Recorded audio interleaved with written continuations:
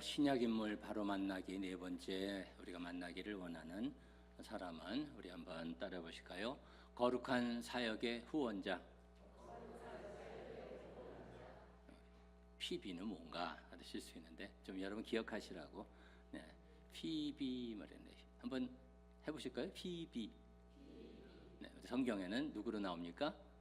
베베입니다. 그리고 베베가 아니고 베비 뭐 이렇게 쓰던가 한국말로는 좀 그렇게 써야 될 것 같은데 같은 말이 아니고요.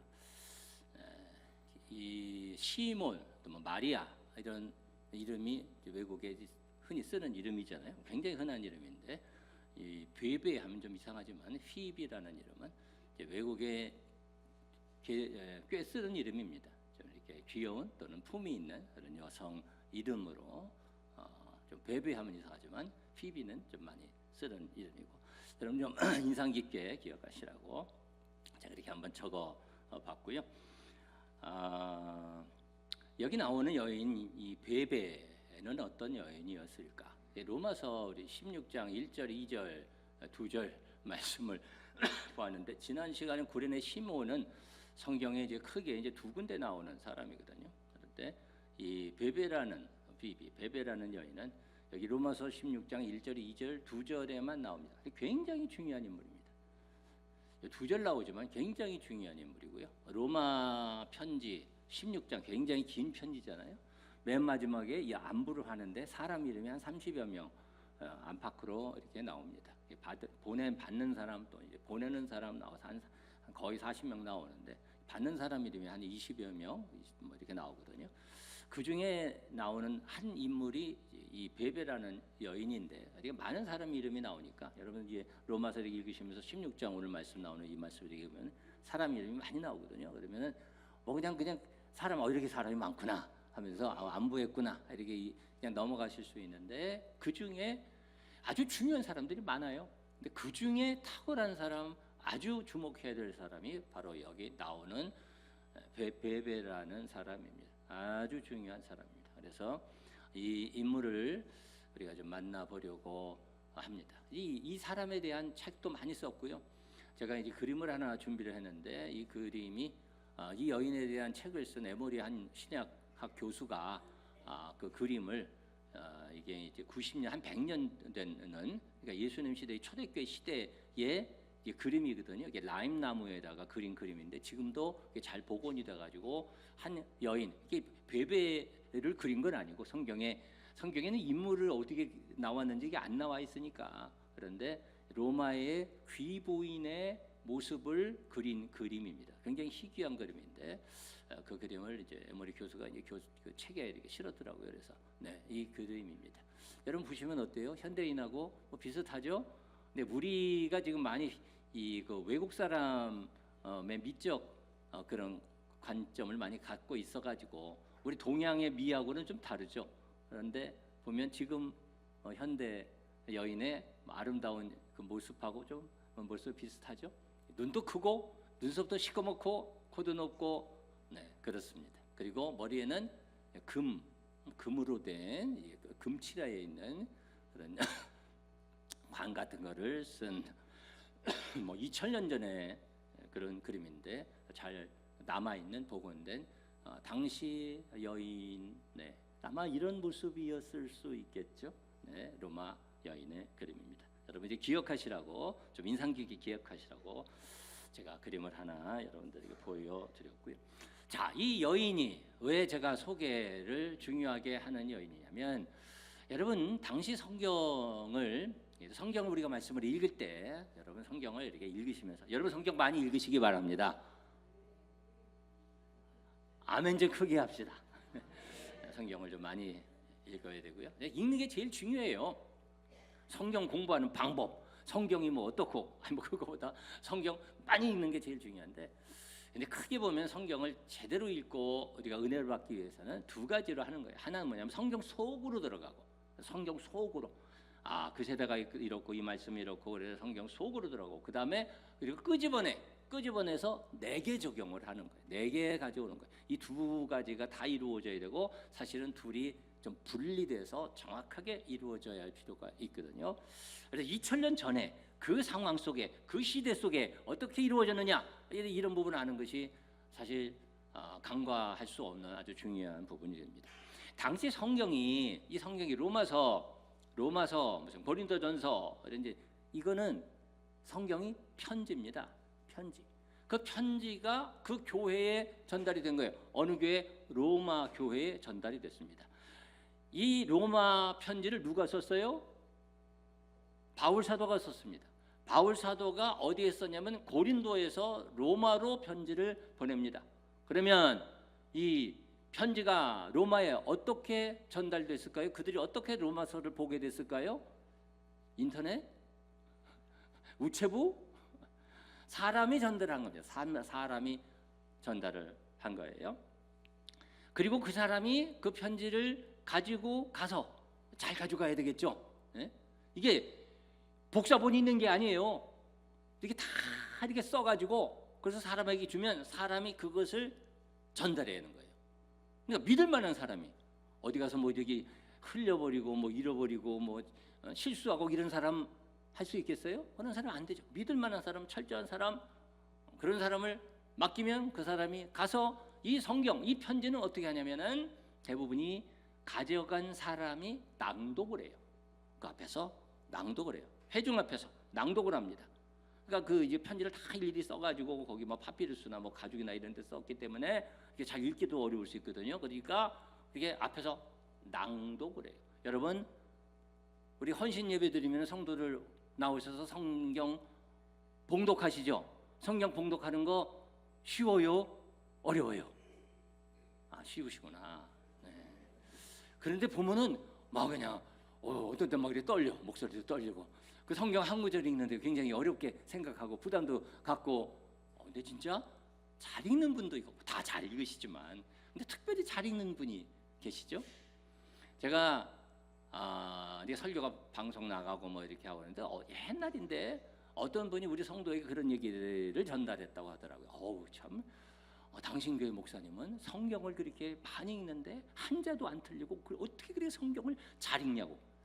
제가 그 얘기 듣고서는 아니 성경을 안 틀리고 잘 읽는 게 너무나 당연하지. 그런데 당연하지 않을 수 있죠. 어떻게 읽느냐, 낭독에 따라서 잘하는 사람도 있고 목소리도 낭낭해야 되고 또 사람들 앞에 담대하게 서가지고 잘 전달해야 되잖아요. 그래서 성경을 당시에 이렇게 전달하는 데는 몇 가지가 이제 필요한데 한번 따라해 보실까요? 전달, 또 따라해 보실까요? 낭독, 전달하고 낭독하고 그 다음에 또 뭐가 있냐면 한번 따라해 보실까요? 설명을 하는 거예요. 이따가 잠깐만요 자매님, 잠깐만요 형제님, 근데 그게 무슨 말씀이죠? 그거 어려운데요. 그 말씀이 무슨, 그 단어가 무슨 단어인가요? 이 단어는 이런 뜻입니다. 그 말씀은 무슨 뜻이죠? 이건 이런 뜻입니다. 여러분 로마서 읽어보신 분들 로마서가 그렇게 만만하지 않습니다. 네? 어려운 심오한 말씀들이 있습니다. 그 말씀 잘 이해가 안 되는데요. 좀 설명 좀 해주실래요? 또 바울 사도가 그렇게 말씀하셨는데 그러면 오실 건가요? 어떤 계획을 가지고 계신가요? 그 바울 사도께서는 지금 어떤 상황에 있으신가요? 이런 말을 물어볼 수 있는 거예요. 그러면은 잘 알아서 설명을 해줄 수 있어야 되는 거예요. 그래서 그렇게 편지를 전달하는 사람이 보통 사람이 아니라고 말이에요. 더군다나 어떤 사람에게 편지를 보내느냐에 따라서 어떤 사람을 보내느냐, 어떤 대상에게 보내느냐에 따라서 어떤 사람을 보내느냐가 달라질 수 있습니다. 그러니까 이게 보내는 사람이 바울 사도라면 바울 사도의 대사, 네? 바울 사도의 대리인이거든요. 대리인. 자, 여러분, 우리나라에서 대사를 파송합니다. 그러면은 예를 들어서 방글라데시, 우리가 방글라데시가 나왔는지 모르는데 방글라데시 대사 파송하면 방글라데시 대사가 어떻게 좀 무게가 있습니까? 조금 좀 무게가 좀 떨어진다고 생각하십니까? 우리끼리 방글라데시에서 오신 분 없죠? 방글라데시에 방송 나가는 거 아니지? 네? 근데 조금 그래도 그분은 조금 이 정도 되겠다. 우리 생각을 하잖아요. 스위스 대사, 스위스 대사 좀 괜찮네. 파송되는 사람도 그런 생각을 하잖아요. 주1 대사 어떻습니까? 좀 중요한 사람입니다. 주중 대사, 무게가 있네. 주미 대사 제일 중요하죠. 주미대사가 제일 중요해요. 그래서 우리나라에 아시는 분인데 총리했던 분도 주미대사 갔어요. 총리 끝나고 주미대사 파송을 했습니다. 그 정도로 주미대사는 중요합니다. 당시의 교회 중에 제일 큰 교회, 제일 영향력 있는 교회가 어느 교회였을까요? 그 교회가 로마 교회입니다. 로마 교회는 모든 면에서 대단한 교회였어요. 그 로마에 바울 사도가 자신의 대리인으로 대사로 자기의 편지를 보내니까 얼마나 중요한 사람을, 믿을 만한 사람을, 역량 있는 사람을 보냈겠어요? 그런데 그 사람이 누구였어요? 베베라는 남자, 여자였습니다. 대단한 일이죠. 당시로서는 정말 파격적인 일이고 대단한 일입니다. 뭐 보통 사람이 감당할 수 없는 일입니다. 여기에서 우리에게 주시는 놀라운, 아주 충격적일 수 있는, 파격적일 수 있는 그런 교훈이 있습니다. 베베에게 그런 역사가 일어났고 그 역사가 세계를 바꿨고요, 사람들을 변화시켰고 사회를 새롭게 했고 우리가 그런 은혜 가운데 있습니다. 여러분, 이 말씀 가운데 임한 하나님의 은혜를 여러분 다시 한번 발견하시고 베베에게 일어난 역사가 여러분 가운데도 일어났고요, 그런 은혜를 여러분도 힘있게 누리시기를 주님의 이름으로 축원합니다. 자, 그래서 이 베베에게 일어났던 역사, 우리 모두에게도 일어난 그 축복의 역사는 무엇이냐면요, 첫 번째로 차별이 철폐된 거예요. 차별, 모든 차별이 철폐됐습니다. 어떻게? 누구를 통해? 예수님을 통해, 예수님의 십자가 보혈의 은혜로 모든 차별이 철폐된 줄 믿습니다. 그래서 우리가 무엇이 되었는가? 베베가 변화되고 모든 사람들이 변화되고 모든 사람들이 어떤 존재가 되었냐면요, 이렇게 한번 따라해 보실까요? 따라해 보십시다. 자유자가 된 줄 믿습니다. 우리 모두에게 자유의 은혜가 임했고요, 죄로부터, 마귀의 세력으로부터, 모든 속박과 압박으로부터, 부당한 그러한 얽매임으로부터 자유함을 입었습니다. 할렐루야.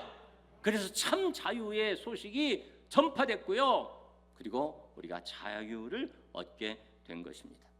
그전에는 차별, 그냥 다 차별이었어요. 다 차별. 특별히 유대인과 이방인들 차별, 남녀 차별, 그렇죠? 주인 종 차별, 뭐 나이 차별, 모든 것이 차별했는데 그 차별이 다 철폐됐습니다. 그래서 로마서 3장 22절 말씀에 보면 이렇게 선포합니다. 우리 다 같이 한 목소리로 선포해 보실까요? 시작. 곧 예수 그리스도를 믿음으로 말미암아 모든 믿는 자에게 미치는 하나님의 의인이 차별이 없느니라. 아멘. 그래서 우리도 구원받게 된 줄 믿습니다. 차별이 없는 거죠. 그 여인에게도 그런 은혜가 임해서 그렇게 구원받고 쓰임을 받았습니다. 예수님께서 사역을 시작하시면서 누가복음에 보면 이사야서의 말씀을 이제 예수님의 그 소명으로, 사명으로 선포하시거든요. 이런 말씀으로 선포하십니다. 누가복음 4장 18절 이하에 보면 이렇게 말씀하십니다. 포로된 자에게 무엇을? 자유를, 눈먼 자에게 다시 보게 함을 전파하며 눌린 자를 자유롭게 하고. 할렐루야. 한번 따라하십시다. 자유가 좋으신 분 크게 다시 한번. 자유. 속박이 좋으신 분 없죠? 네. 자유. 우리가 그전에는 속박, 억압, 부당한 그런 것에 의해서 다 눌렸어요. 차별. 그런데 그런 것들이 다 타파되고 그것이 철폐되고. 할렐루야. 그래서 우리가 이렇게 예배드리는 거예요. 아멘. 그전에는 상상도 할 수 없었던 일이, 아니 우리나라만 해도 몇십 년 전만 해도 상상할 수 없었던 일이, 미국만 해도 100년 전, 200년 전에도 상상할 수 없었던 일이, 유럽에 그전에 상상할 수 없었던 일이 예수님을 통해서, 교회를 통해서 이루어진 것입니다. 차별이 철폐되고 담이 헐어지고. 할렐루야. 그런 역사가 복음이 들어가는 곳에는 계속해서 일어나는 줄 믿습니다. 복음을 통해서 그 역사가 일어난 거고요, 그 불이 당겨진 거고요, 복음이 들어가서 영혼이 변화되고 생각이 변화되고 관계가 변화되고 사회가 변화되고 나라가 변화되고 하나님의 복을 받게 됐습니다. 그 역사가 일어난 거잖아요. 지금도 그 역사가 일어나고 있는 거잖아요. 어두움의 세상 속에 그 역사가 계속해서 일어나고 있어요. 영국의 국영방송 BBC가 있습니다. 세계에서 제일 공신력이 있고 영향력이 큰 방송이라고 하더라고요. 저도 얼마 전에 그것을 알았어요. BBC가 그 정도인가? 무슨 뭐 여러 가지 뉴스, 뭐 미국 뉴스도 있고 뭐 많이 있습니다. 그런데 BBC가 제일 공신력이 있다고 하더라고요. 영향력이 있고. 거기서 얼마 전에 네팔 기독교에 대한 영상을 만들어서 방영을 했습니다. 교육적인 이런 영상도 많이 만들기 때문에 그 네팔에 엄청난 지금 복음화가 이루어지고 있다는 거예요. 교회가 막 부흥하고 막 교회가 세워지고 산골짜기에 교회가 세워지고 막 그냥 찬양하고 은혜 받고 그 병에 의해서 또 억눌린 것에 의해서 막 어려워하던 힘들어하던 영혼들이 자유함을 얻고 아멘 좀 합시다. 고침을 받고 기뻐 찬양하고 아마 그런 이제 BBC에서 다큐멘터리를 해서 방영을 했는데 근데 그 네팔에 법이 있습니다. 법이 개종 금지법이 있습니다.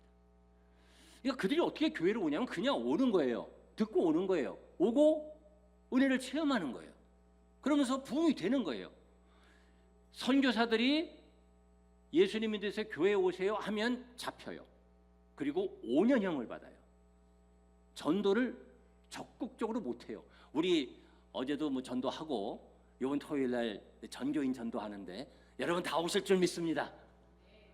참 양심적이에요. 우리 성도들 참 그 생각. 우리가 이게 나가서 막 전도하는 거 얼마나 감사해요. 근데 마음껏 전도하는데 그걸 못하는 거예요. 그런데 오는 거예요. 근데 개종 금지법에 잡혀가지고 박해를 당하고 어려움을 당하는 사람들은 다 기독교인. 다른 데는 그렇게 하지도 않고 그렇게 할 필요도 없고 개종 금지법에 의해서 그렇게 어려움도 당하는데 그런 막 그냥 기독교에만 어려움을 주고 있는 이유에 대해서 그걸 앞장서서 그 일을 하는 사람이 네팔 전 총리거든요. 네팔 전 총리가 BBC 기자하고 인터뷰를 합니다. 그러면서 이런 말을 하는 거예요. 여러분 잘 들어보세요.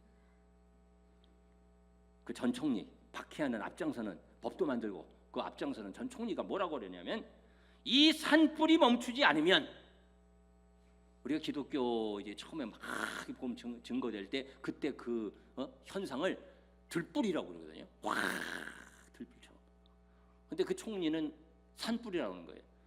이 산불이 멈추지 않으면 네팔에서 수십 년 안에 힌두교 거기가 이제 주로 힌두교 그다음 불교니까 수십 년 안에 힌두교도와 불교도가 소수파가 될 것입니다. 그들이 네팔 사회를 무너뜨리고 네팔의 문화 사회적 정체성을 무너뜨릴 것입니다. 그들이 사회적 정체성을 지금 무너뜨리고 있습니다. 그래서 두려워하는 거예요. 그러니까 그대로 두면 안 됩니다. 그 기자가 물어봤어요. 왜 기독교만 그렇게 잡아가고 기독교만 막 씁니까? 다른 소위 종교는 그런 사람 그렇게 잡혀가는 일 없는데 왜 기독교만 그렇게 합니까? 기독교가 그렇게 문제를 만든다는 게 기독교가 네팔 사회를 무너뜨리고 문화 사회적 정체성을 무너뜨리고 있다. 여러분 그런가요? 기독교가 들어가면 복음이 들어가면 그렇게 되나요? 그렇죠. 생각이 변화되고 관계가 변화되고 사회가 변화되는 줄 믿습니다. 그렇게 된 나라가 우리나라잖아요. 네? 옛날에 양반 상놈 네? 얼마나 억압이 많고 그냥 가정폭력 차별 얼마나 어두운 사회였습니까? 복음이 들어와서 복음의 빛이 들어와서 교회가 세워지고 생각이 바뀌어지고 사회가 변화되고 할렐루야. 그 전에 그런 사회 속에 있었던 사람은 가졌던 소위 기득권자들은 복음이 들어온 걸 싫어했을 거예요. 그거 잃어버리니까 여러분 그 사회로 그 세상으로 다시 돌아가고 싶습니까? 그것이 옳습니까? 옳지 않죠. 복음이 들어와서 변화돼서 빛이 들어와서 자유가 임했고 우리가 다 자유자가 된 줄 믿습니다. 모든 차별이 철폐됐고요. 참 자유함을 우리가 얻게 됐습니다. 복음이 들어가는 곳마다 그런 역사가 일어나는 줄 믿습니다. 우리가 복음을 통해서 이 나라가 복을 받는 줄 믿습니다. 우리 모두가 복을 받은 줄 믿습니다. 이런 역사가 복음을 통해서 일어났고요. 그 역사의 현장을 우리가 베베를 통해서 로마서를 통해서 보게 되는 거죠. 한 여인이 바울 사도의 대사로 대리인으로 로마에 파송되는 놀라운 그런 변화의 역사를 차별이 철폐되고 자유의 복음의 역사가 자유의 물결이 일어나고 있는 것을 볼 수 있습니다. 복음은 그런 역사가 있는 줄 믿습니다. 자, 그런데 한 가지 여기서 제가 더 얘기를 해야 되는데 이 네팔 전 총리가 말입니다. 한 가지 간과하고 있는 것이 있습니다. 복음이 들어와서 사회 질서가 깨진다라고 생각을 하는 거예요. 네? 사회 질서가 깨진다. 사회를 무너뜨린다. 정말 그렇게 되나요? 복음은 사회 질서를 깨고 질서 없는 무질서, 무정부, 무원칙 사회로 만드는 것입니까? 그렇지 않죠. 복음이 들어가는 것은 자유가 임하고 한 사람 한 사람이 존중되게 되고요. 한 사람 한 사람이 자신의 귀함을 알게 되고 서로가 서로를 소중하게 여기게 됩니다. 더욱 진정한 질서가 견고해지게 되는 줄 믿습니다.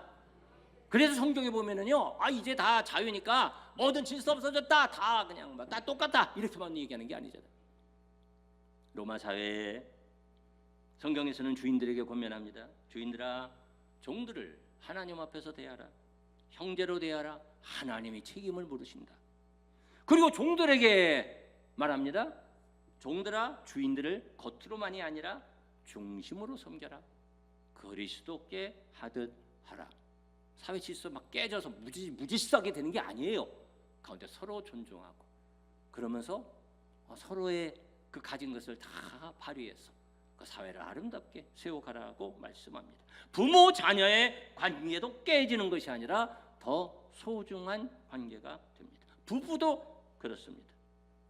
그 관계에서 가장 중요한 것을 성경은, 예수님은 말씀하시고 보여주셨죠. 그것은 무엇입니까? 그 핵심에 뭐가 있어요?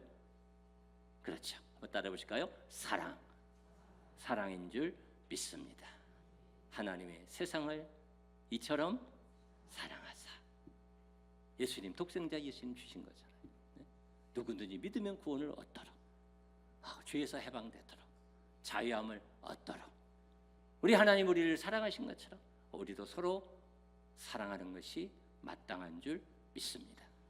그래서 요한복음 13장에 보면 이렇게 말씀하셔요. 예수님께서 새 계명을 너희에게 주노니 어떻게 하라? 서로 사랑하라.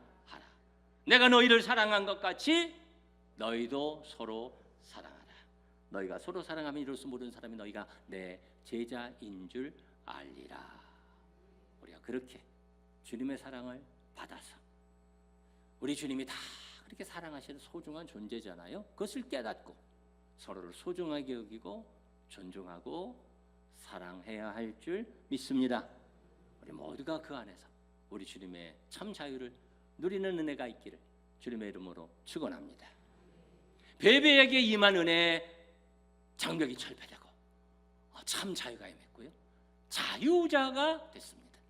그리고 또 어떤 은혜가 임했냐면요, 우리에게 함께 임한 은혜 한번 따라해 보실까요? 일꾼. 자유자가 되고 자유자를 넘어서서 자유자는 무엇이 되어야 되냐면 무엇이 되어야 돼요? 무엇이 될 수 있어요?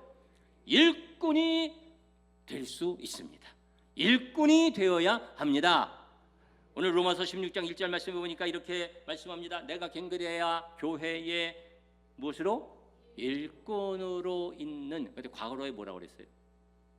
집사. 그 앞에 있는 거는 그냥 여러분 잊어버리셔도 되고, 디아코노스라는 같은 어원이다. 제가 이제 쓴 겁니다. 한번 따라합시다. 일꾼, 집사. 여기 이제 학문적으로 많은 연구들도 하는데 이것이 집사가 맞습니다. 이렇게 이제 말하는 거죠. 집사와 일꾼은 같습니다. 그걸 다르게 생각하시면 안 돼요. 자, 여러분 한번 물어보십시다. 일꾼하고 집사하고 어떤 게 더 좋으셔요? 어떤 게 좀 편하세요? 일꾼, 집사. 사람마다 다르겠죠. 일꾼 하면, 근데 일꾼은 뭐 하는 사람입니까? 일하는 사람. 노동자, 일꾼.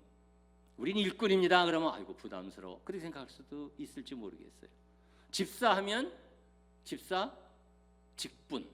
집사는 직분 좀 감투. 이렇게 생각할지 모르겠습니다. 그러나 다른 것이 아니고요. 같은 겁니다. 일꾼. 우리가 예수님을 믿고 자유함을 얻고 우리는 일을 할 수 있게 된 거예요. 일을 해야 하는 거예요. 여러분 일하는 게 좋으신 분 하면 그냥 일을 안 하려면 편해요. 일 안 하는 제가 더 얘기 안 하겠습니다. 일할 수 있는 게 감사한 거죠. 일할 수 있는 건강 있는 게 감사한 거죠. 일할 수 있는 내게 그런 신분이 주어진 것이 감사한 거죠. 일할 수 있는 물질이 주어진 것이 감사한 줄 믿습니다. 우리가 믿음의 레위인 제사장에 대한 말씀을 한번 주일날 나눴는데 이전에는 하나님 앞에 가까이 나아갈 수도 없는 존재였어요. 성전에 가까이 나올 수도 없는 존재였어요. 그러나 이제는 예수 그리스도의 보혈의 피로 우리가 정결케 함을 받아서 이제는 주님 앞에 나아가서 예배드리고 우리가 하나님의 일도 하고 성전도 돌보고 거룩한 일에 참여할 수 있는 믿음의 제사장 레위인들이 된 줄 믿습니다. 일을 할 수 있는 것이 감사한 거죠. 일할 수 있는 능력이 내게 있는 것이 감사한 거죠. 없어서 못하면 그게 좋겠어요? 없어서 그런 자격이 없어서 주님 전에도 나오지 못하는 것, 그런 능력이 없어서 일할 수 있는 힘과 일할 수 있는 그런 재능이 없는 것, 그것이 좋아요? 우리에게 그러한 직분을 주셨고 자격을 주셨고 또 그런 힘을 주신 것을 여러분 감사하시고, 왜 우리에게 그런 힘과 능력을 그리고 그런 직분을 우리에게 주시는가? 일하라고 주시는 것입니다. 여러분 그 일, 그 직분 잘 감당하시기를 바랍니다. 우리를 구원하신 목적이 그거예요. 구원받고 이제 구원받았다 잘됐다. 아니, 구원하신 것은 우리를 선한 일 하라고, 그 일 잘 감당하라고. 여러분 그 일을 자꾸 기억하셔야 돼요. 그 일을 감당하라고 우리를 구원하신 거예요. 디도서 2장에 보면 이런 말씀이 있습니다. 디도서 2장 10절에 그가 우리를 대신하여 자신을 주심은 모든 불법에서 우리를 속량하시고 우리를 깨끗하게 하사 구원하시고, 그렇게. 그다음에 뭐라고요? 다 같이 읽습니다. 시작. 선한 일을 열심히 하는 자기 백성이 되게 하려 하심이라. 아멘. 선한 일을 어떻게 해요? 열심히 하는.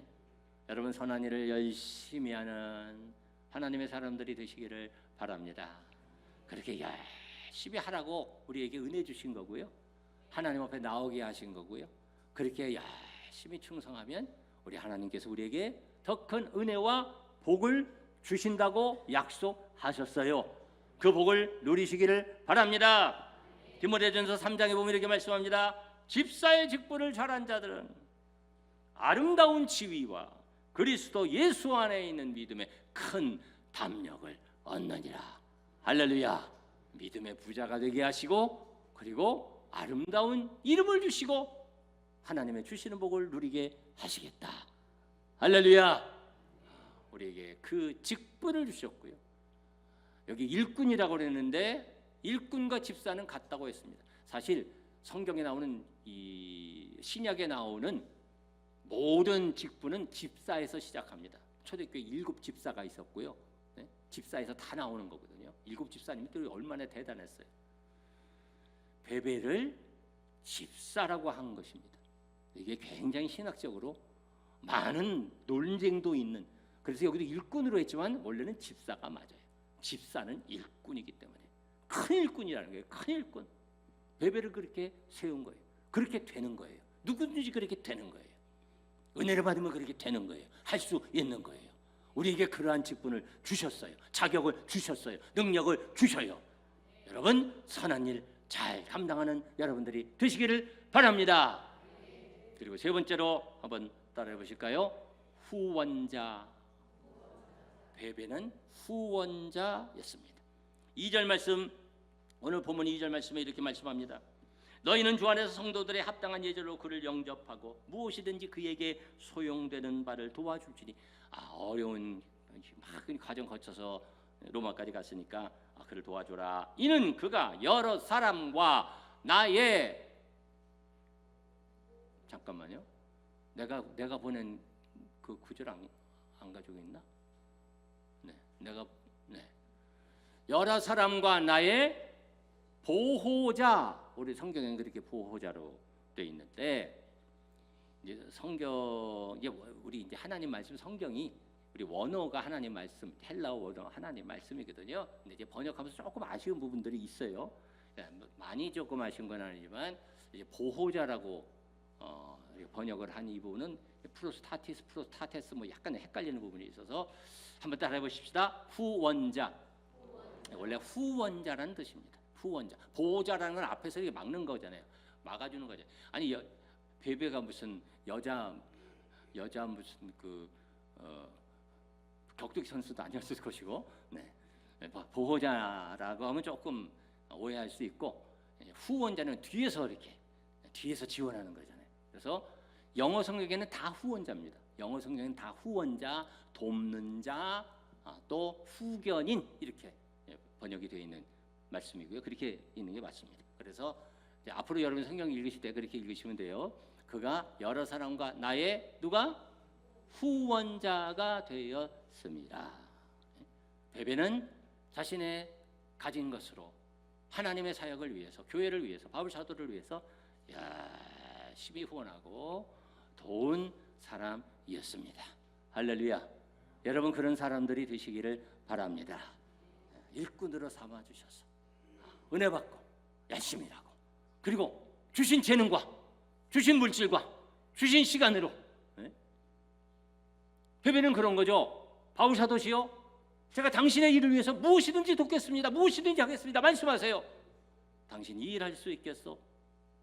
바닷길로 1000km 가는 게 1000km 바닷길 항해해서 로마까지 가는 이 일, 누군가 내가 정말 믿을 사람 내가 보내줘야 되는데, 그럼요, 제가 도움이 된다면 제가 하겠습니다. 제가 그렇게 돕겠습니다. 제가 그렇게 쓰임 받겠습니다. 순종하여 베베는 쓰임을 받았습니다. 사역을 도왔습니다. 여러분, 그렇게 하나님의 사역을 돕는 사람들이 되어야 할 줄 믿습니다. 어떻게 생각하면 힘든 일이죠. 아이고 그 일을 내가 어떻게, 왜 나를 시켜? 그러나 그 일이 얼마나 감사한 일이에요. 귀한 일을 돕는 일이고, 그를 통해서 이 놀라운 일이 이루어지는 거잖아요. 우리 하나님께서 우리를 구원하셔서 이전에는 다 억눌리고 차별과 무시와 억압 속에 그렇게 살아가던 우리들이었는데, 복음에서 멀리 떨어져 있던 우리들이었는데, 정말 하나님의 큰 은혜로 베베에게 복음의 빛을 비춰주신 하나님께서, 그가 막 놀랍게 변화되는 거잖아요.